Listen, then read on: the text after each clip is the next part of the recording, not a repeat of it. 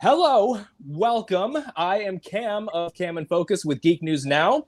And today I have with me the man, the myth, the legend himself, the incredibly talented New York Times bestselling author, 7-time Bram Stoker Award winner, five-time Bram Stoker Award winner, Jonathan Maberry. How are you today, sir? I'm good, Cam. How are you doing? Oh, I'm doing great. It's been a bit of a busy weekend, and I'm having to learn how to do all this stuff from the phone. Like I said, it's definitely a bit of a learning curve. My computer's kind of on the fritz, and not happy about that. But I'm doing the best I can. Yeah, well, it seems to be fine with me, and I'm having fun already. So. Well, so recently you released book 3 of Kagen the Damned, Dragon in Winter.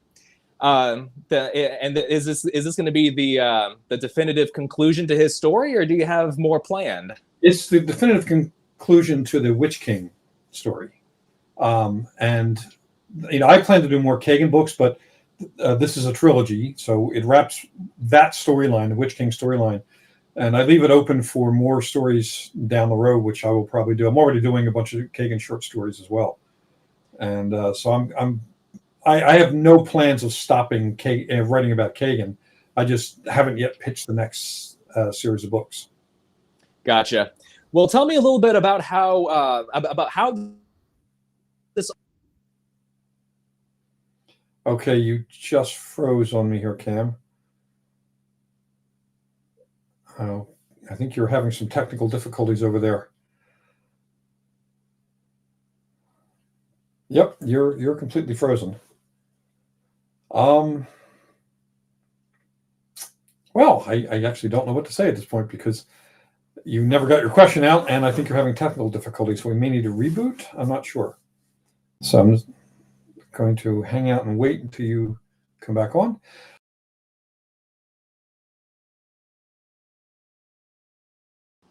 I'm not quite sure what just happened there. There. Okay. Yeah, your screen completely froze. Sorry. Oh, did it? Okay. Now your audio is gone. Ugh. All right. Your audio is back now. Is it? Okay. Okay. So did you hear the question that I asked, or did it cut out before then? It cut out was just as you were starting to ask the question. Damn. Okay. So how did you start to create this world that Kagan lives in? It's a very expansive environment with a lot of lore that you've incorporated in there. What was the spark that kind of started the fire that created this process? Well, oddly enough, this one started with my editor. The editor of my Joe Ledger novels had been in a staff meeting at Macmillan. He's part of the Griffin imprint of Macmillan. And they were talking about how they wanted to get more and more into the epic fantasy space. And the publisher asked, the various editors who were there, who has a writer who writes epic fantasy? And no one did. But then they all looked at Michael Humler, my editor, and they said, well, what about Maberry? Because they know I'll try virtually anything if I think it's going to be fun. So he called me and he said, are you a fan of epic fantasy? And, the book that's right above my shoulder there, Conan the Wanderer, is the very first book I ever bought. So yeah, I'm into fantasy. More of the sword and sorcery edge, but still fantasy. And I've read, Michael Moorcock and Joe Abercrombie, Stephen Donaldson, Tolkien, all those guys my whole life. So he asked if I could pitch something. And, I, like a lot of writers, we have little bits and pieces of stories kind of floating around in our heads. Like if we're reading a novel or watching a movie, sometimes an idea will pop into our head that doesn't belong to any active project. So it kind of just floats around in a cloud until something triggers magnetic attraction and that idea hits something else, and suddenly you have the beginning of a story. So I grabbed a couple of the ideas that have been floating around in my head since, I don't know, grade school. And I sat, I had been leaving a restaurant when he called. I went back in, sat down, and just wrote out a pitch real quick, sent it off to him right away. I think it was a total of about 40 minutes from the time he asked me to the time we had a deal in place. It was the fastest I've ever done a book deal. It was like ridiculous. And then I set about creating the world. And, I wanted to write a fantasy story that was set on Earth, but so far in the future that almost nothing of our world remains except some items trapped in glacial ice. So it is Earth. I mean, there are oak trees and other things that we recognize. I didn't want to do a fantasy where everything is alien. I didn't want to give everything a fantasy name because that just seemed ponderous for me and a burden for the reader. And I know I wanted to explore magic, but magic as it's returning to the world after a long enforced absence. And as soon as I had that as the core of it, the Witch King, the villain of the story, just popped into my head because he's the one that's bringing magic back. And I read a lot about politics. I write a lot about politics in my thrillers. So I got into the politics there. I also got into the theology of a couple of different religions, including 2 religions based on Lovecraftian monsters, Hastur and Cthulhu. And then I created one for the story itself. And just as I was outlining the book, the whole world just became, I guess, apparent is the best word. It's like I suddenly knew that world, and I could see that world all the way down to the way in which kingdoms were arranged. It's funny how that happens because when you're a writer who's also a dedicated reader, what happens is a lot of times you get a lot of ideas for stories, as I mentioned earlier, that you haven't quite put together, but they're all stored somewhere. And like if you read, like when I read Game of Thrones, I love the Song of Fire and Ice books, but there are things that, as a writer, you always think, well, I would have done, if I was writing this kind of book, I would do this instead. Not as a criticism of George or any other writer, but because I'm thinking of how I would write in that genre. So the fuel was already there. I just had to, give it some kindling and let it burn.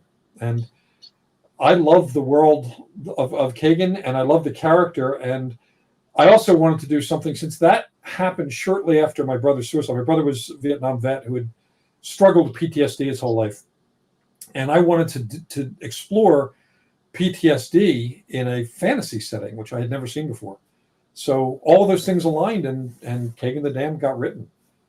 And one of the challenges, though, is he needed it like fast. And luckily, I write fast. So I actually wrote the first Kagen the Damned novel in, I think, 92 days. Wow. I wrote the second book, Son of the Poison Rose, which is a doorstop of a book, in about 90 days. And Dragon in Winter took 89 days. So, which is about my average, but 3 months is about my average for writing a novel. I do 3 to 4 a year. Now, you had mentioned that with these stories, you're bringing magic back. So that theology or mythology or whatever word you want to assign to it plays a huge role in this world that you're creating. That you have these massive Lovecraft, Cthulhu influences. Was that something that you always wanted to do? Was it something you knew you wanted to do going into the writing process, or was that something that kind of developed as you wrote? Well, I when I plot my stories out, if I know it's going to be a trilogy, I plot out all 3 books. And so when sitting down to do that, I knew I wanted the Pantheon to be fun. And, as the editor, I'm the editor of Weird Tales, which is where most of the Cthulhu stories were published. And I think all of the Conan and King Kull stories were published. So I wanted to kind of be in that tradition a bit. And a lot of people don't know that H.P. Lovecraft, during his lifetime, made all of his characters and setups public domain. He invited anyone who wanted to play with them to do so. And that's why if you know the Cthulhu stuff and then you read Conan stories, there's elements of it all the way through the Conan stories. So I wanted to do a little bit of that. So I knew at the beginning I wanted that in there. But with the villain god, Hastur, that also steps back into other writers like Robert W. Chambers and other people who have been writing about that particular mythological creature. He was not invented by Lovecraft, but Lovecraft borrowed him, like he did a lot of other elements of mythology, to build his cosmic universe. So, and I know that universe really well because I've also used it in science fiction novels. My latest science fiction novel came out right before Dragon in Winter, Necrotech, is deep space science fiction and cosmic horror. So it has Lovecraftian elements as well. So yeah, I wanted to build that in there. Now, there are lots of gods that are mentioned throughout the story. The gods of the harvest, gods of the pit. What was all of it inspired by Lovecraft, or were there elements that you came up with on your own? Now, the idea of an agrarian society, an agricultural society with a corresponding religion, is something that I just thought was an interesting approach, especially since there have been similar cultures throughout history. A lot of indigenous cultures have had harvest gods or harvest-related things. My family is Celtic, Irish, and Scottish, and we had a lot of that same tradition in our backstory. So the harvest religion is something I created inspired by, but not based on other religions that have focused on that. And the gods of the pit, they're just, I didn't get too specific about them. I probably will in a future story, but they're just basically the negative gods, the bad guy gods. And, a lot of cultures have those as well. So I didn't want to do a devil type of creature. So instead I just had, Kagen, since he is damned, pray or swear by the dark gods who really don't care if you swear by them. They're not going to take offense. Yeah, and Kagen is a very deeply flawed and tormented character. How did you approach crafting his internal and external struggles? Well, I so much of heroic fantasy is either the barbarian, Conan and other characters, or somebody like a thief, an assassin. I wanted someone who was a soldier. He's a soldier working in the palace. He has a job. He comes from a good family. He doesn't come from trauma, and then he encounters trauma. And I wanted to explore that quite a bit. It's different than my Joe Ledger character who comes from trauma, where the trauma is what shaped him, whereas Kagen was already pretty well formed. The trauma that he experiences and this isn't a spoiler because it opens the book opens with the fall of the empire that he is sworn to protect. He's drunk in a prostitute's bed, not realizing he's been drugged, but he just blames himself for it. And that level of hubris is not uncommon for people who take an oath and think that their oath gives them the power to control all the circumstances that might come their way. And I wanted to break the character, explore what he's like when he hasn't yet found his footing, and then slowly rebuild him in a new shape based on what he went through. And so the Kagen at the end of the series is substantially different than the Kagen, but the core set of ethics and so on is the same. He was always an ethical, empathic person, a gentle soul, even though he's a warrior. And again, that speaks to a lot of my Spanish, or my Scottish ancestry, where the warrior poet was kind of the idealized version of what my ancestors wanted to be, the scholar with a sword. Yeah, it's and as I listened to the initial Kagen the Damned audiobook, the fact that you opened it with such a world-changing event really was definitely very nice. It was a great way to grip me as a reader. I feel like as far as the book world, we've kind of moved past the kind of fantasy where it opens up telling us everything about the world and about the politics, the species that inhabit it, and yeah, it's a great way to not just get my butt in the seat, but keep it in the seat. Well, there's a concept in writing called in media res, meaning starting in motion. And much as I loved the Lord of the Rings books, and in fact, in 11th grade, in AP English 11th grade, one of our projects was to nominate a book for inclusion in the school reading lists. And I actually got Lord of the Rings into the Philadelphia school system reading list. So definitely Lord of the Rings fan. However, those books start so freaking slow. Yeah. The Lord of the Fellowship of the Ring with that party has no real bearing other than to introduce you to more details about the Shire than you need to know. And The Hobbit started with a shorter version of that same sort of party. And it's dreadfully dull at the beginning. Once the story gets going, it's great. But I've never liked, I've read a lot of fantasy, but I never liked info dumping for the sake of info dumping.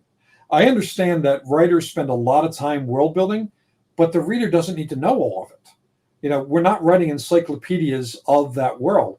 So I do my world building, from page one by introducing the reader to whatever they need to know in order to understand the scene they're in and what's happening to the Kagan and the consequences, but not more than that. I don't need to keep feeding them information, because also there's a lot of characters in the book. I want each of them to have their own space and not be crowded out by needless detail about every plant, tree, elfin song, or whatever. We don't need all of that. There are people who love the appendices of the Lord of the Rings and all the books like the Silmarillion and so on. They were never my thing. I wanted the story. I wanted it in motion, and I wanted the story.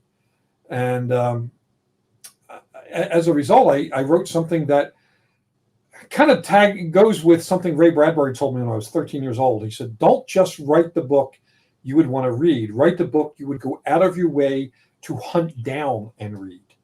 And so I wrote the book that I would enjoy. There's short scenes, and a lot of them, an ensemble cast and shifting points of view, violence, but also humor, also gentleness. There's romance in it. There's politics. It has all the different elements of things I enjoy in the books that I read. And I got a chance to put them in this world, but to tailor them down so that I'm not burdening the reader with stuff that is not important to their understanding and hopeful enjoyment of the books. And it's a big concept when it comes to writing, that you want to, convey this world building exposition through character experience. Now with this world that you've created, it's got such a rich and intricate lore behind it. And now, obviously, if you only convey through strictly character experience, you get kind of a narrow view of this world that you're making. So how do you go about crafting this world and conveying it to the reader in a way that feels organic, but also without the info dumping? Well, there's a concept called day in the life writing, and I first did this with my Rotten Ruin series, my teen post-apocalyptic zombie series, which is being made into a film right now. In that, it starts off with kids growing up, who've grown up 15 years after the zombie apocalypse, and they're going out looking for a job because in their little town, a little fenced-in town, resources are small, so that people have to work at age 15. You have to get a job or your rations are cut. So they go around looking for a job, and each of the jobs are jobs that would only exist in the post-apocalyptic zombie-infested world. So their job hunt, which is kind of a fun thing with two buddies doing this, becomes the world building without it looking like world building. It looks like just a day in the life of these.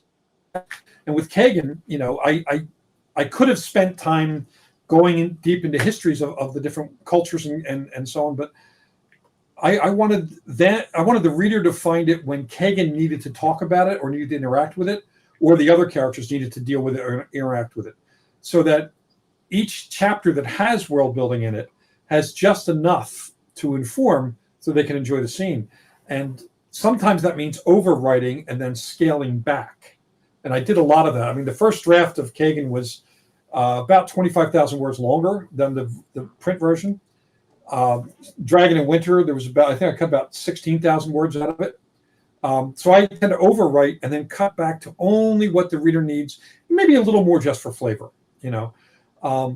and that's his own specialty within the revision process of knowing how and where to cut. It's much more surgical than the revisions you do on, say, very first pass. It's a specific type of revision, and I enjoy the hell out of that kind of revision. I'm about to do it with another book right now. In the second in my Necrotech series, I have to do revisions on that. I actually look forward to it. A lot of writers hate it. I actually look forward to it. Now, this story, this series, it is, I wouldn't necessarily say action heavy, but there is a lot of action in it. Now, the battles and the combat that you give us is very vivid, very detailed, without feeling like without feeling too wordy. So how do you approach creating such dynamic action, do you have any kind of historic or martial influence that you kind of use to back that up? Yeah, I've been an active martial arts practitioner for 60 years. I just passed, May was my 60th anniversary. And it was a style of jiu-jitsu that was created by samurai families. So when you study something, you also study its history. And the samurai culture actually has a lot of influence on this, on Kagen, on the unbladed, and so on. The battlefield strategies when you don't have firearms, when you're using swords, archery, and traps and other things, is its own special kind of science. And I've read a lot of historical novels about the samurai culture, but also historical novels about other cultures, like the Bernard Cornwell Sharp novels are great stories about the Peninsular War between Wellington and Napoleon in Portugal and Spain. And the way he choreographs his battle scenes have that shifting point of view that allows us to see the scope of it without losing touch with the individual characters.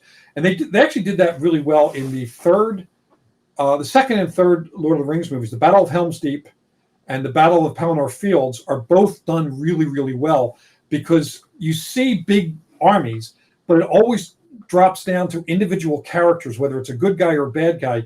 You give that character a couple of different moments throughout the scene in their version of the scene. They're part of it. You see what their part matters and what's going on here. Then you go to another part of the fight and you choreograph over there, but again, it's through a character's point of view. If you don't go through the character's point of view, what you get is event-driven rather than character-driven stories. I couldn't care less about event-driven stories. I want to be with the characters all the way through it. That's why I liked the Lord of the Rings movies. That's why I liked, there are a number of things that I really enjoyed. Some of the better Star Wars films, Empire Strikes Back, for example, it keeps going into different characters, even though there are a bunch of characters and different storylines. It's always the character, not just spaceships moving around. It's people in spaceships moving around. And in the Kagen world, I also had scenes where there isn't action, and sometimes you need that, because if it's just action, it becomes like one shrill note that just sustains. It eventually gets irritating. So you have action, and then maybe you have another scene over here that's less action. Maybe there's one here that's a romance scene or a necessary exposition scene, people in conversation, and go back to action. And by moving it around like that, you don't have any section where it is just exposition. Like the middle section of a lot of novels is usually a lot of exposition, and the opening of a lot of novels is a lot of setup. I like putting action all the way through the story, but interspersed with the other necessary elements, and makes it more fun to write as well. Yeah, and makes it fun to read as well. I mean, it's a great way to keep the reader engaged, because you're right. The middle section of a book, especially with a lot of newer writers, tends to be the most challenging part. They have this beginning that they're really passionate about, and they have this ending that they're really passionate about. But the middle, where the character has to get from the beginning to the end, becomes the biggest challenge. So how do you kind of take all the elements and put them into that middle section of a novel without feeling like it's slowing down at all? Well, I don't look at it, and it's funny because it's not only the middle section of each novel, but like Son of the Poison Rose was the middle book in the series, and usually the middle is where you have to, you introduce all the rest of the characters, you deepen their relationships, you explore new storylines, and like Tolkien did it one way, where he would have like 5 or 6 chapters with Sam, Frodo, and Gollum, and then 5 or 6 chapters with Legolas, Gimli, and Strider, and so on, and go back and forth. And I think that's too long a block. So I'll do a Kagen chapter, and then maybe cut over and do something with the Witch King, the bad guy, and maybe cut over with one of the subplots involving other characters. Sometimes what I'll do is I'll write a subplot out, or maybe several of them out, and then I'll piece the thing together, because when you write short chapters, you don't write a lot of transitional material, which means that you can move chapters around without having to do a lot of rewriting for context. You can just move them around. Like this subplot may have started later in your first draft, but you can move it around and it's earlier in the draft, or spaced out more throughout the draft. And some of that play is a lot of fun, because it's like editing a movie. You have all this footage. What's going to make a 2-hour movie? So you get to play with it and manipulate it. And I just make sure there's plenty of action to entertain myself and the readers, but also the right amount of exposition and character development.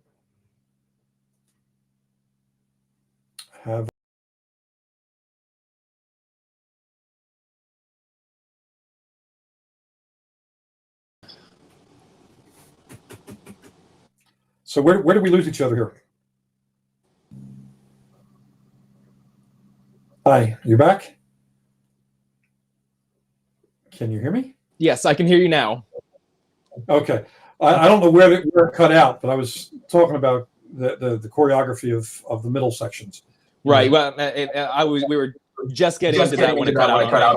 Okay, so a recap on that. I don't like. I write a lot of subplots by themselves, and then sit down to puzzle them together.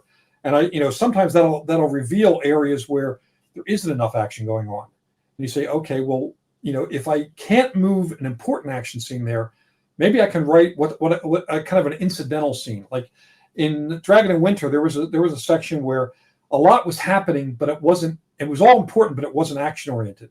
So I wrote a couple of like almost vignette scenes where Kagen does something action oriented, and tailored it so that it drove the narrative and informed more about the character and laid clues for what's going on.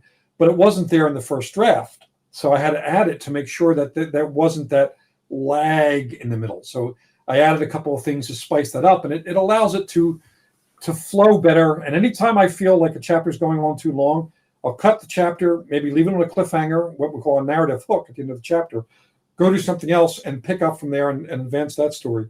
And that also increases the feeling of action. Even if there's no like actual physical combat in a scene, you're having characters move around a lot and do things, and that is action by itself too. Not all action has to be violence, but you play with it.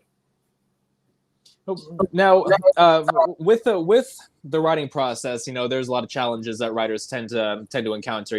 Whether it's how to organically advance the story or what have you. What would you say was the biggest challenge you encountered with writing this series, and how did you overcome it?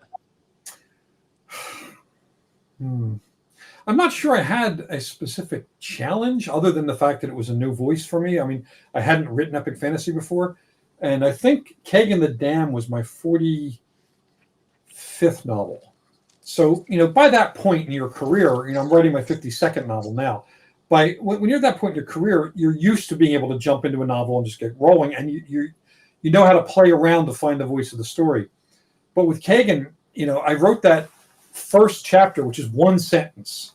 The entire first chapter is one sentence. Kagen Vale woke to the sound of his own damnation. That's the entire first chapter. Somehow that gave me the voice for the book, that one sentence. And so when I immediately started chapter 2, I had a sense of what kind of story I was telling. So there wasn't really a challenge of that kind. Probably one of the biggest things was getting it all told in 3 volumes. Because I really wanted to, we're talking like close to 600,000 words between the 3 volumes. That's a lot of words, 550,000 words.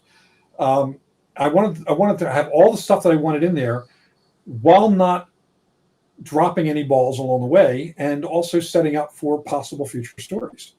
And the challenge was to eventually carve it down to the right length. And but mostly I was just having so damn much fun. It didn't feel like a challenge at all. It just felt like I literally could not wait to get to my computer every morning to get started. And I write it, about 4,000 words a day. I write 6 to 8 hours a day, and I just wanted to keep writing and writing and writing. And there are some days with these books I wrote late into the evening, not because I needed to catch up on my word count, but because I was having fun. Yeah, and I think that's very important. To have fun with what you're writing. It's a common piece of advice that writers give new writers. Write something that you'd want to read. But I feel like that's kind of a superficial statement. It goes a lot deeper than that. And knowing that you enjoy what you're doing, not just you enjoy the writing process, but also you enjoy the story that you're telling, I feel is a very important thing.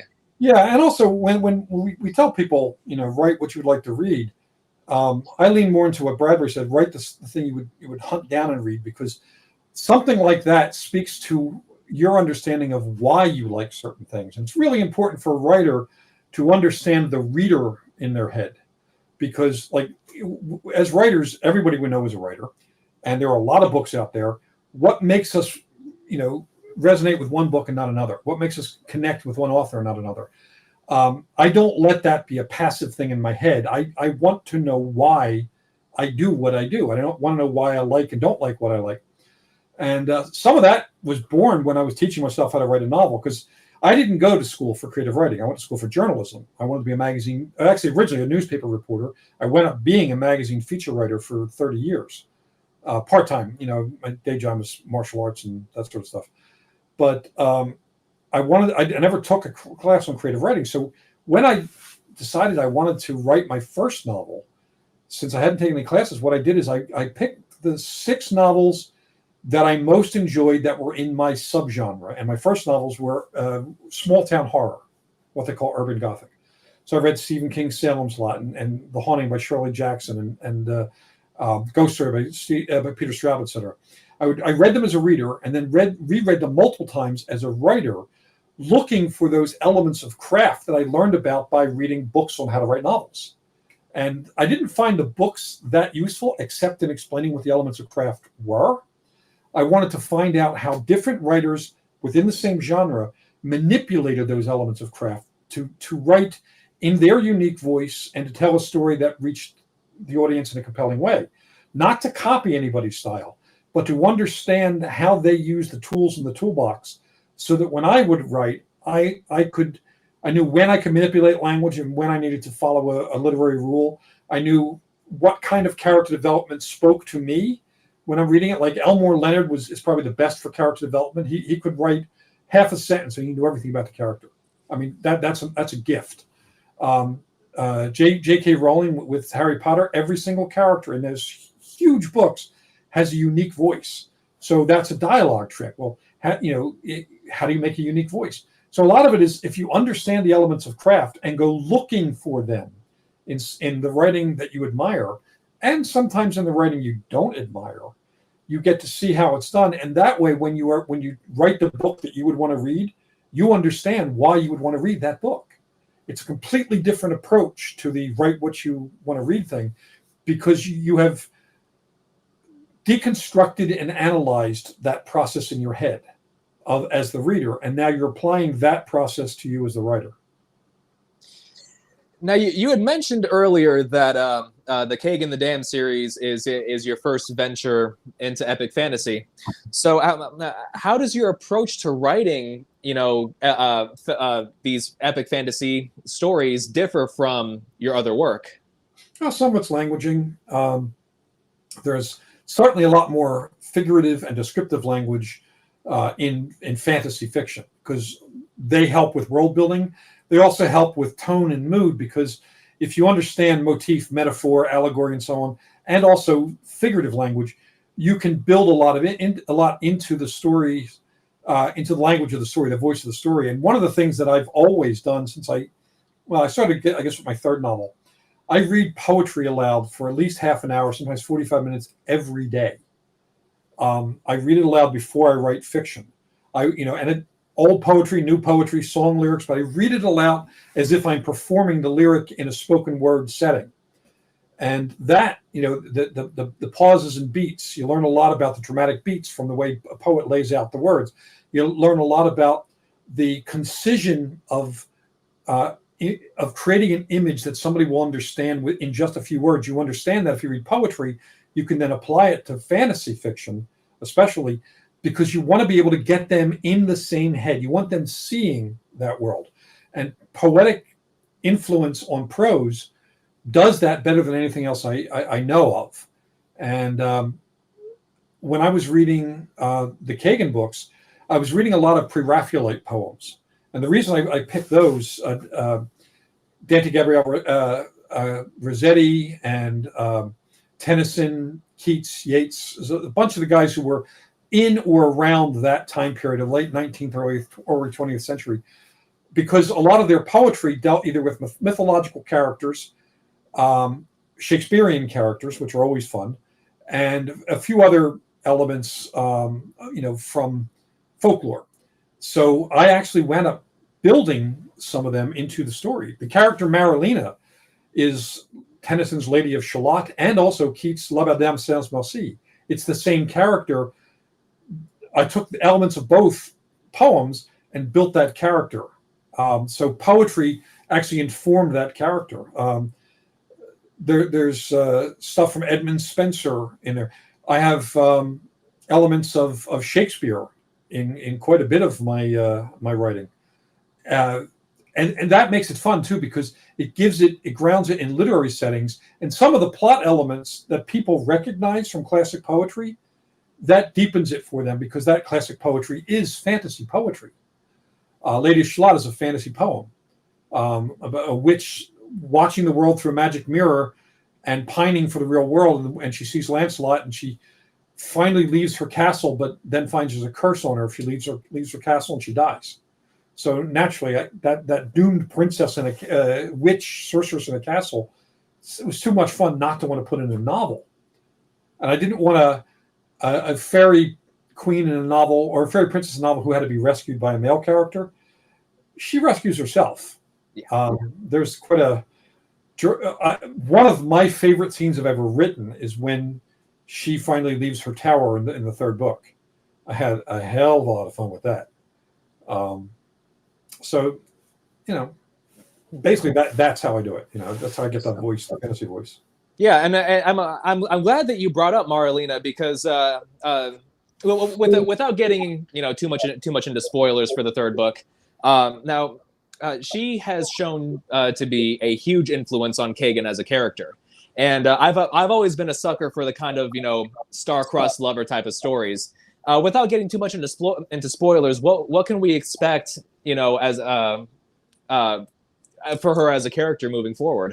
Well, she, her escaping the tower is something I kind of hinted at early on, that she was trapped there, but I didn't want her to remain there, and I also wanted to show what happens when somebody steps out of both prison and shelter, because they can have similar effects on. There's a stunted growth. Once they're free of that confinement, we get to see who they are when they embrace their full power. And I wanted to write about Marilena because we talk about how powerful she is. There are characters in the story who are afraid of her because of that power, but we don't actually get to see that power until the third book. And I had a marvelous time writing that. And we'll probably write more about Marilena without Kagen, just a Marilena story at some point, because I want to explore more deeply into her past and her future. The same goes with the character of the widow, who started off as this young girl escaping a city that's being assaulted by the Witch King's armies. And she goes through a growth arc that she becomes something completely different than who she was at the beginning, and something different than I think the readers would have expected. And that was fun too. That, to a degree, was inspired by having taught women's self-defense for 35 years.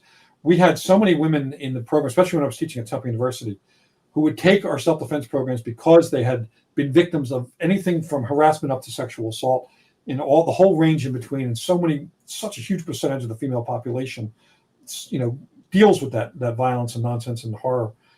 So I wanted to have a character who reflected some of what happened in those classes, where we'd have somebody who came into our martial arts program, or self-defense program rather, broken, who wasn't able to fight for themselves because they had lost their ability to believe that they are worth fighting for. And then through the process of learning skills, they become empowered and they realize they are worth fighting for. And once they embrace that power, it's rather awesome to see. I had this one woman, her backstory is tragic. She'd been sexually assaulted twice, two different situations. Her friends made her, talked to her taking the class. She was failing through most of the semester because we do these simulations. I had my assistants in body armor, head to toe, and they were allowed to hit full power and so on. And she just wasn't. And we were getting close to the final, and she was going to fail. And I couldn't let that happen. So I tricked her. What I did is I gave her a Cabbage Patch doll, baby doll, to hold. And I had one of my guys who was playing the attacker threaten the child, the doll. if she didn't cooperate, and she snapped.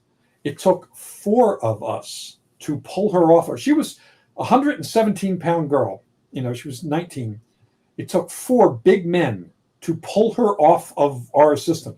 During that fight, she not only cracked this plexiglass visor over his face, she tore open a leather chest protector. I couldn't do that. Now, granted, she pulled some muscles. I mean, there was adrenaline flow, she pulled muscles. But, we were all like laughing because she beat the crap out of this guy. He was 6'2", 190 pounds. And, at the end of the semester, I had all the women from all the classes come in and watch the video of that. And it was a celebration. It was empowering for everybody there. So Rissa is that woman but in a fantasy setting. Someone who has had everything taken from her, and you start off completely powerless, who embraces her power, even though that power in that situation is pretty destructive. But then again, power is destructive, depending on how you use it. And I think she uses it nicely. Yeah, and that reminds me a lot of the old story of the mother lifting a car off of a baby. I mean, it's very interesting to hear you talk about that. I mean, it's because you take that idea of a person stops fighting for themselves when they feel like they're no longer worth fighting for, but when it's almost the motherly instinct is a very powerful thing, and so when you have a child who's involved, suddenly it's a completely different beast. So I'm glad that she was able to finally kind of overcome that. Yeah, and she wound up coming back 2 years later after she graduated. She was an assistant in my class for 5 years. And also, it's not always just a child. Sometimes, we would do scenarios where the woman would be coming into like we'd use these big foam blocks to create scenarios, and they'd come back and it was a roommate being attacked. And one time it was even a pet dog, a stuffed dog being attacked. Sometimes people fight fiercely when it's not for themselves, but having then fought, they realize they have the power to fight for themselves. And it's a marvelous thing to see. And, those are the sorts of moments that made me really, really happy that I was teaching that class. And, so in my fiction, it's interesting. A little side note about this. A lot of people wonder why I write about monsters, and I tell them I don't. I write about people who fight monsters. And it is a completely different approach than somebody who glorifies the monster. The Widow, Marilina, Kagen, most of the characters who are the heroic parts are damaged because they are confronting something that is apparently too big for them to defeat. It's overwhelmingly big. They cannot imagine how they can beat it. So either by collaboration with others or by finding a way to level up, they become the champion of their own story. They earn their right to be the protagonist. And that is something that I see in real life with people. And, it was part of the way I taught self-defense and also martial arts. And I've seen it in other aspects in real life. See somebody who just steps up. Sometimes when there's a catastrophe, you have somebody who is not a cop, not a fireman, not a hero, not an anything, but they're there at the moment. And some other people stand and watch. Some are taking photos with the camera, and they'll go in and pull the person out of the wreckage or pick the car up or whatever. Sometimes there's that person who, for whatever reason, it flips the switch in them, and they go beyond what they think they can do. And man, that's exciting. It certainly is. It certainly is. The one of the many fun aspects of the human condition. Yep. So now, as you were writing these stories, were there any character or story arcs that that unfolded that kind of surprised you as the writer? Was everything planned, or were there some elements that kind of unfolded as it went along? Here's the thing about the way my process is. If I know I'm doing a series, a trilogy, for example, I'll plot out all 3 books. And sometimes I'll even jump forward. Once I have the voice of the first book, I'll even jump forward and write a scene or 2 in the next books just to kind of get an idea of a character as they have evolved to that point. So I have a pretty good idea of where the characters are going, where the character arcs are going. But that said, it's never a good idea to think that your plot outline is set in stone, because it's not. You can't reasonably expect to have all your best ideas on the day you write your plot outline. Books are organic. Our characters are incredibly organic. The biggest surprise was in the original, like 1.0 version of my draft, the characters of Kagan's brothers, Jekyll and Falker, had 3 scenes only.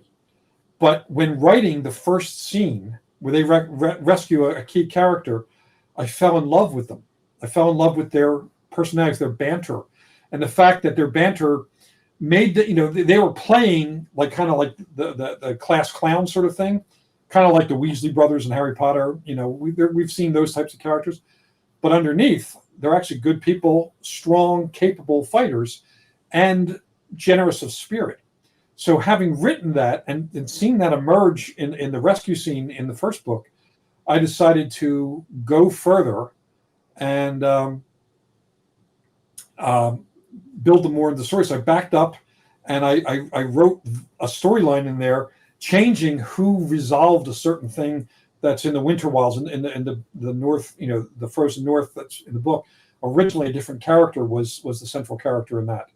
So I changed it and took one character out, moved that character to another place, which also weirdly allowed me to compress the story because one character didn't have to do both things. Made the whole story happen in a much shorter period of time with a lot more urgency and more fun. So that surprised me.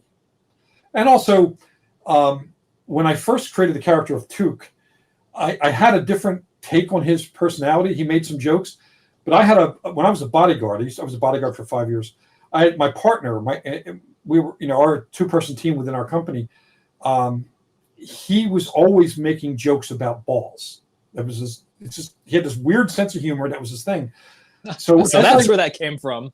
As I was creating the character, I gave him my friend Cue Ball was his nickname. I gave him Cue Ball's sense of humor, and also the thing between he sometimes plays the fool, but he's also sometimes the adult in the room.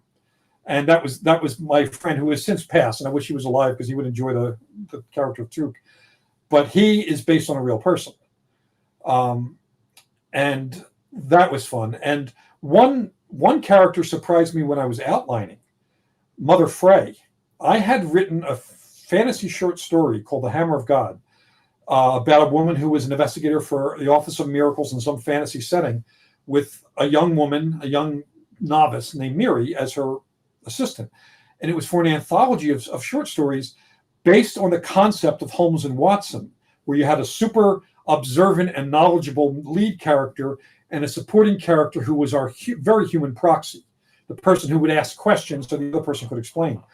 And when I was writing the story, I knew I wanted to have, somebody who filled Mother Frey's role, but I didn't realize until I started outlining that Mother Frey is the best person for this. So I just borrowed her characters and built her character and Mira's character and built them into the novel while I was writing the outline. So that was a surprise as well. Now, what are you hoping that your readers take away from these stories? Are there any messages or themes that you've incorporated into it that you're passionate about conveying to your readers? Yes, and they're not only in that series of books, but they're also in my Joe Ledger series. The hero is generally apolitical. He's not right. He's not left. He's a humanist. He's fighting for the good guys.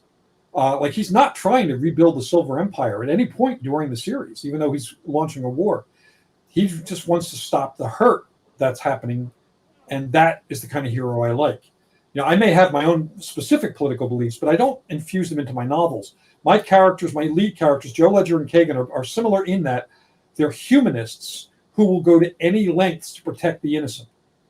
And that both of that comes from some of my own background in that I grew up in a very abusive household. My father was a monster. I mean, aside from running the local chapter of the KKK, he was also a child abuser and a career criminal. He was a horrible human being. He's the reason I started studying martial arts, because I knew at some point I was going to have to fight him to stop what was happening to me and my 4 sisters. When I was 14, we had that fight, and I won that fight. And that was the point at which I decided I was going to, as an adult, teach self-defense to women, the elderly, to children, to any special needs group that didn't have the size and mass, essentially, as like a man would. I'm 6'4", I'm a big guy. Any group that felt vulnerable and that the predators would assume are vulnerable because they look that way. And I spent my whole life developing programs for them. Women's self-defense, I created one for the blind called At Close Range. I created one for people in wheelchairs called Steel Wheels, and it's all based on what they're capable of doing, not what some martial arts master is capable of doing. It's individual. And I spent a lot of my life trying to teach people how to not be victimized by monsters. So when I started writing my novels, which I didn't start doing until I was in my 40s, my first novel came out when I was 48, that became a theme in my books, and something I want my readers to take away, that there are good people out there fighting the good fight, and you can also fight the good fight if you make the decision to be a good person. It doesn't have to be a good, adherent to a political party, any specific ideology, any religion. What is your core value? Can you look at yourself in the mirror and say, that is a person I respect? That is something we should all aspire to. And Kagen and Joe Ledger both are examples of that in my fiction. That's very insightful. It's interesting to hear you talk about your martial arts background and how much that's influenced your writing.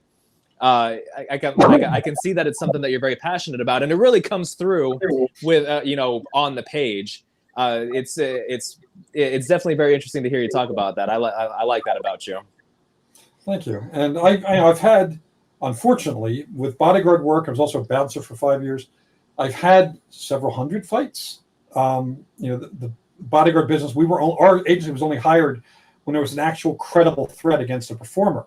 So we were there until that threat was resolved, either by the police who had jurisdiction, or if the attacker made a run at the person we're protecting. So there was a lot of fighting. And then I worked for 5 years, God help me, in a strip club.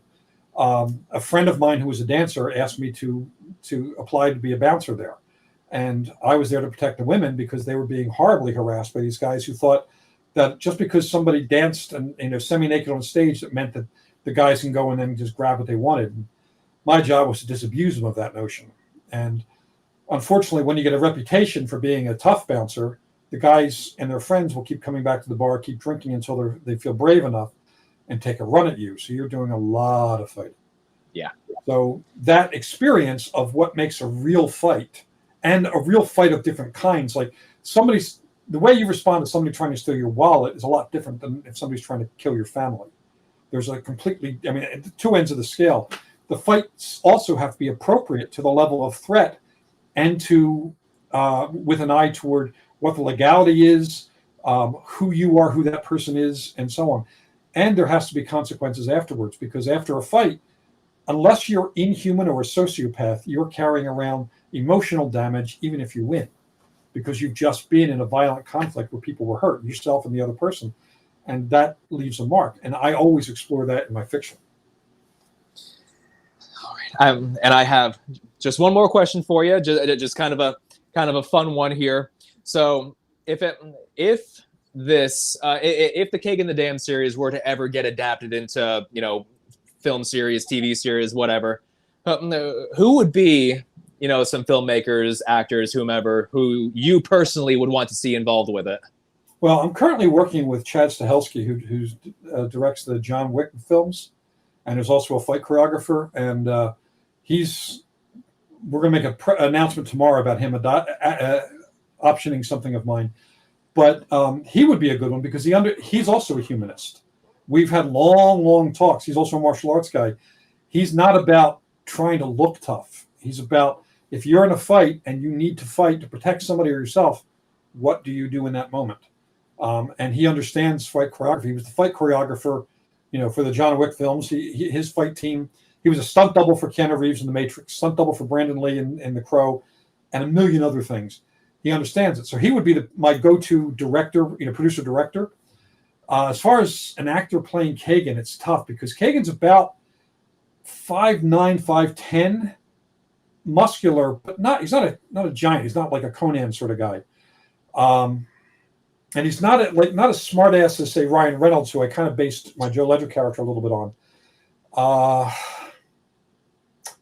Honestly, I don't know. I mean, a lot of people want the guy who Kit, whatever his name was, who played Jon Snow. They want him, but he's not Kagan, and I don't know that I know the actor who is Kagan yet. And it's something that I need to kind of come up with an idea for, because there are discussions ongoing about a possible Kagan adaptation, and I need to, those questions about who I see in casting will come up should this ever get optioned.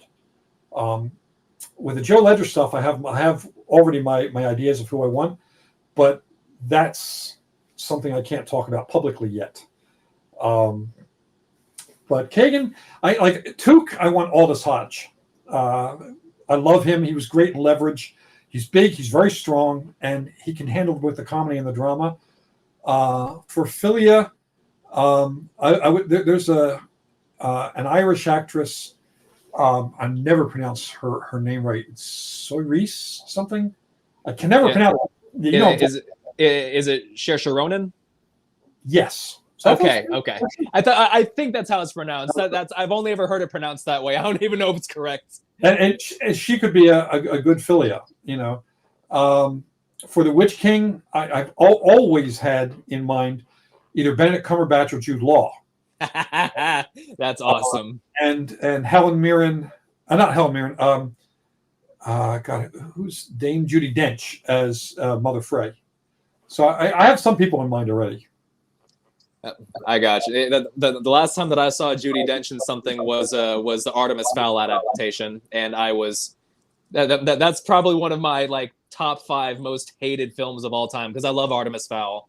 Yeah. And but I was so excited for that, and then when it came out, I was like, okay, if there's ever a way to kill someone's love for a franchise, that'd be it. I first found Judi Dench when I was a teenager. She was in a British production of Midsummer Night's Dream. She played Titania, the Queen of the Elves, Queen of the Fairies. And weirdly, she was nude in it. And I was on public broadcasting television. I was 13. I was dazzled at 13, typical 13-year-old kid. But her performance was so amazing, so compelling, that I went up just following her as an actress, her, all the way up through the James Bond movies and everything else. She's one of the great actresses of our time. Helen Mirren being the other, who I absolutely love, and she was in Excalibur and everything else. There's no character in the story that would be her, unfortunately. But Eva Green, I've always seen Eva Green as Marilena, because I don't know if you ever watched Penny Dreadful. I've seen some of it. I haven't watched the entire series, but I've seen it in passing. It is one of the best shows ever made. It is one of my top 5 favorite shows of all time, and her acting in that was amazing. And she's a highly skilled actress. So those are some of my actor, choices. I also have a bunch of actor friends who I would like in there. The guy who does my audiobooks, Ray Porter. Yeah, I would definitely want him in there.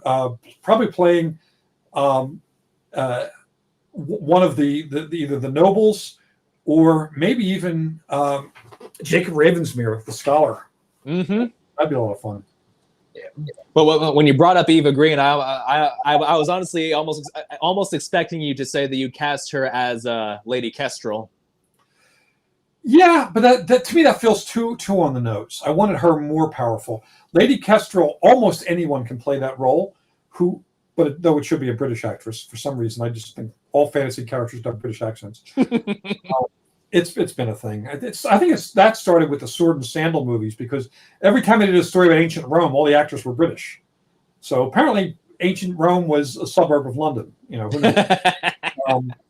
And so many of the British actors come from Shakespearean backgrounds, and that gives them the gravitas to be able to speak those heavy lines. And Ray Porter is, he's a Shakespearean actor of note. In fact, the last Shakespeare play he did was with Tom Hanks. And wow. Yeah, they had a lot of fun together with that. But for Lady Kestrel and Lord Nespar, I have like 30 different people in mind. But it isn't, Eva Green was the only person I ever had in mind for Marilena. From the time I created the character, that was the character. Because she's also both older and younger than character she plays. It's kind of hard to guess what her age is. and she can do a subtle accent that makes her seem foreign, but she isn't.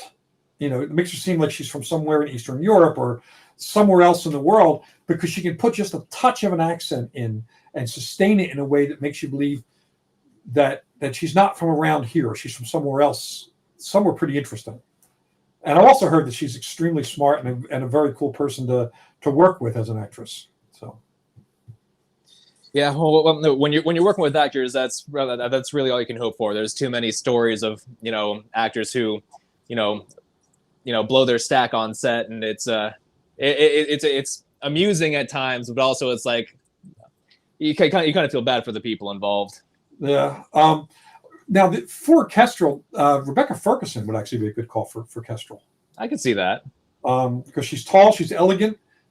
But she has a lot of power, and we've seen that in a number of films she's been in where she's a very powerful person, and she has a compelling look. So when they focus on her eyes, the audience is riveted. So I guess she would be a really good Kestrel to hold her own against the Witch King, in those scenes.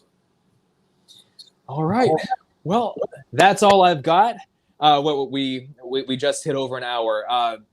Thank you again so much for chatting with me about this. I haven't yet had the chance to listen to Dragon and Winter, but I am definitely going to very, very soon. I'm so excited for it. I'm so glad that it got released after I finished Son of the Poison Rose. I was like, it's over. I need more.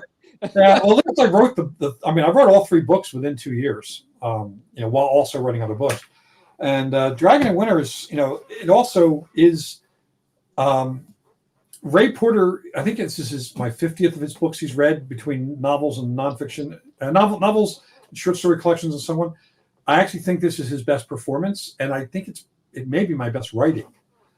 This and Necrotech are the 2 books that I feel my writing has evolved to the point where I'm actually surprised it went there. It's going there because, after you write a lot, you want to be able to say this book is better than the first book, or this book is better than the ones that came before. And I actually feel the Dragon and Winter is better than what I wrote before, and that makes me feel like I'm doing my job and respecting my readers enough to continue wanting to be better and better and better. So, and thanks for having me on the show. This is always a lot of fun, and boy, this hour goes by fast. It does. It really does. I mean, it really feels like we just started, but anyway, yeah, that helps. Yeah.